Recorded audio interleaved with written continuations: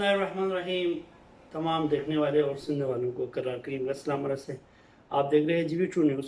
اور ناظرین، آج ہم ایک اہم پروگرام کرنے جا رہے ہیں۔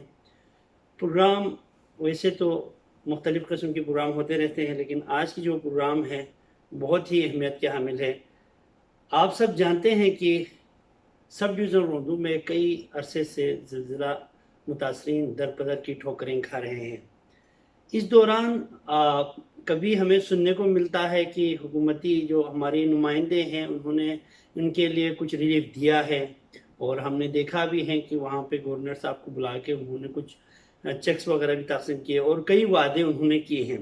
لیکن دوسری طرف اگر ہم دیکھا جائیں تو ہماری جو زلزلہ متاثرین کے کور کمیٹی جو بنا ہوا ہے ان کا کہنا ہے کہ جو گورنمنٹ نے ہمیں دیا ہے وہ ناکافی ہے، اور جو ہماری بیسک ڈیمانڈ ہیں ان کو پورا کرنے کی وعدے تو وزیر اعلیٰ اور ہمارے روندو کے منتخب نمائندہ جناب راجہ ناصر علی خان صاحب کر رہے ہیں، لیکن ابھی تک ان پر پورا نہیں اترے ہیں۔ گویا اس سے پہلے بھی دھرنے کیے ہیں، لیکن کچھ عرصہ پہلے انہوں نے علامتی ایک دھرنا دیا، اس کے بعد انہوں نے ڈیڈ لائن دیے تھے کہ 25 کو انہوں نے پورے روندو کو اور بلتستان اور گلگت میں مختلف جگہوں پر دھرنا دینے کا اعلان کیا ہے۔ تاہم حکومت کو یہ بھی بتایا گیا ہے کہ اگر ان کے مطالبات حل کریں تو وہ لوگ اس دھرنے کو کینسل بھی کریں گے۔ تو آج ہماری اس پروگرام میں ہم نے مدعو کیا ہے جناب وقار صاحب کو، جو کہ کور کمیٹی متاثرین زلزلہ ہیں۔ آپ جی وقار صاحب السلام علیکم، ہم آپ کو پروگرام میں خوش آمدید کہتے ہیں۔ السلام علیکم، بہت بہت شکریہ قرار بھائی، آپ نے ہمیں اپنے پروگرام پر مدعو کیا۔ وقار صاحب، ویسے تو ماشاءاللہ سے آپ لوگ کئی عرصے سے ان کی جو آپ لوگوں کے مطالبات ہیں، آپ ہمیشہ GB2 نیوز کے ساتھ ریلیٹڈ رہا ہے، آپ ہمیشہ ہمیں آگاہ کرتے رہے ہیں وہاں کے متاثرین کے حوالے سے، وہاں پہ جو نقصانات ہوئے ہیں ان کے حوالے سے۔ تو آج ہمارے جو پروگرام کا میں نے بیسک جو نام رکھا ہے متاثرین کی جو مشکلات اور حکومتی اداروں کا کردار، انہوں نے کیا کردار مسائل حل کرنے کے لیے کیا اپنے خدمات کیے ہیں۔ تو میں آپ سے پوچھنا چاہتا ہوں، آپ ہمارے ناظرین کو بتائیں، زلزلہ آنے سے اب تک صوبائی حکومت اور ضلعی جو ہماری انتظامیہ ہیں انہوں نے متاثرین سے جو وعدہ کیا تھا کیا وہ پورا کیے ہیں، یا آپ لوگوں کو کوئی ریلیف ملے ہیں کہ نہیں؟ جی قرار بھائی، صوبائی حکومت نے 1,09,000 روپے زلزلہ متاثرین کو دیے ہیں ان 11 مہینوں میں۔ اس کے علاوہ صوبائی حکومت نے کچھ بھی نہیں کیا اور نہ کچھ دیا ہے۔ ٹھیک ہے، آپ خود بتا دیں 1,09,000 روپے سے کیا ہوگا۔ پچھلے 11 مہینے سے لوگ اپنے گھروں سے باہر ہیں، اپنے گھروں کو چھوڑ کر ان شہروں میں جو ہے نا ہجرت کر کے آئے ہوئے ہیں، تو ان 1,09,000 روپے سے ان کا کیا ہوگا؟ وقار صاحب، بالکل بات آپ کی درست ہے، ان سے کچھ بھی نہیں ہوتا، لیکن صوبائی وزیر سیاحت راجہ ناصر خان کا کہنا ہے کہ انہوں نے کافی حد تک تعاون کیا ہے آپ لوگوں کے ساتھ۔ آپ کی وہ جس حساب سے انہوں نے کام کیا ہے، یقین جانے کہ ہمارے گلگت بلتستان کے جو MNAs ہیں ان کے اندر اتنی وہ ٹیلنٹ نہیں ہوتی تھی پہلے۔ اب کبھی ایسا نہیں دیکھا تھا جیسے کہ راجہ صاحب نے آپ ان کے ساتھ یہ مسائل کو حل کرنے کے لیے وہ بہت سی کوششیں کی ہیں۔ اس کا بھی کہنا یہ ہے کہ انہوں نے بہت سے کام حل کیے ہیں، تو اس کے بارے میں آپ کیا کہنا چاہیں گے؟ جی قرار بھائی، بڑی امیدیں تھی ہمیں راجہ ناصر صاحب سے، لیکن انہوں نے کچھ بھی نہیں کیا، بس دلاسے دیتے رہے کہ میں یہ کروں گا وہ کروں گا۔ اب تک انہوں نے کچھ بھی نہیں کیا۔ 11 مہینے ہوئے ہیں، جس حلقے سے وہ جیت کر اسمبلی میں گئے، اس حلقے کے ایک یونین، اور اس یونین کے اندر خیر پورے یونین نے مائگریٹ نہیں کیا تھا، اس میں کچھ گاؤں تھے جنہوں نے پورے گاؤں نے مائگریٹ کیا تھا، اور دوسرے گنجی کے علاقے سے کچھ لوگوں نے مائگریٹ کیا تھا، تلو سے کچھ لوگوں نے مائگریٹ کیا تھا، سبسر سے لوگوں نے مائگریٹ کیا تھا، یولبوس سے تو 100% لوگوں نے وہاں سے مائگریٹ کیا تھا۔ تو کسی قسم کی کوئی راجہ ناصر صاحب کی طرف سے کسی قسم کی کوئی ان کی حوصلہ افزائی نہیں ہوئی، کچھ بھی راجہ ناصر صاحب نے نہیں کیا، بس بڑے بڑے انہوں نے دعوے کیے، اس کے علاوہ انہوں نے کچھ بھی نہیں کیا۔ شکریہ وقار صاحب۔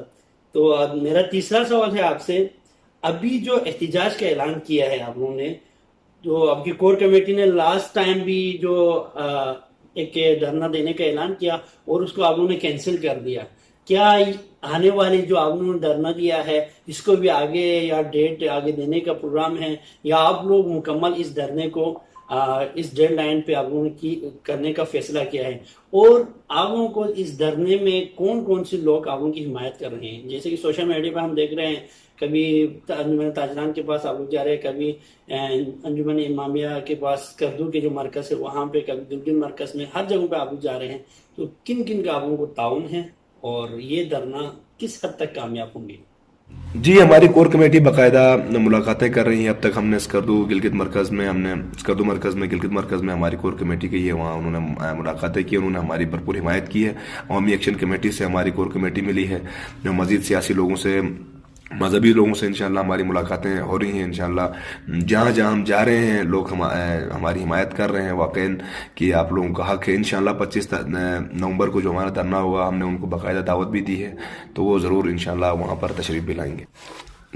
جی قرار بھائی، پچھلی دفعہ جو ہم نے تھوڑا سا اپنے دھرنے کو تھوڑا ٹائم ہم نے دیا تھا، گورنمنٹ نے ہم سے ٹائم مانگا، انہوں نے کہا 20-25 دن میں انشاءاللہ آپ کے جتنے بھی مطالبات ہیں ہم حل کریں گے. تو ہم نے کہا جہاں ہم نے 11 مہینے ہم نے انتظار کیا ہے تو وہاں 20-25 دن اور صحیح.